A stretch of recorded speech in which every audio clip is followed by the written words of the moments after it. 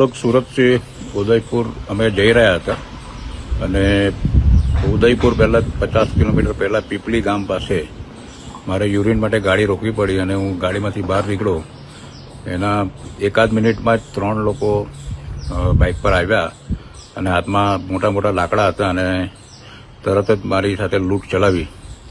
અને પછી તેઓ મારા ગાડી પાસમાં મારા જે ફેમિલી, મારી વાઈફ, મારા ફ્રેન્ડની વાઈફ અને એનો દીકરો હતો એને બી જઈને ધમકાવવા માંડ્યા અને એ લોકોને કહ્યું કે બહાર નીકળો નહીં તો મને મારી નાખશે એમ.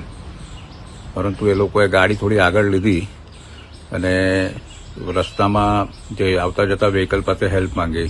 એ દરમિયાનમાં પેલો ત્રીજો વ્યક્તિ પાછો મારી પાસે આવીને મારા માથામાં મોટો ઘા કર્યો અને મારી કેશ હતી 15,000 રૂપિયા અને હીરાની વીંટી હતી લગભગ 3 લાખ રૂપિયાની અને વોલેટ હતું. એ બધી વસ્તુ લૂંટી લીધી.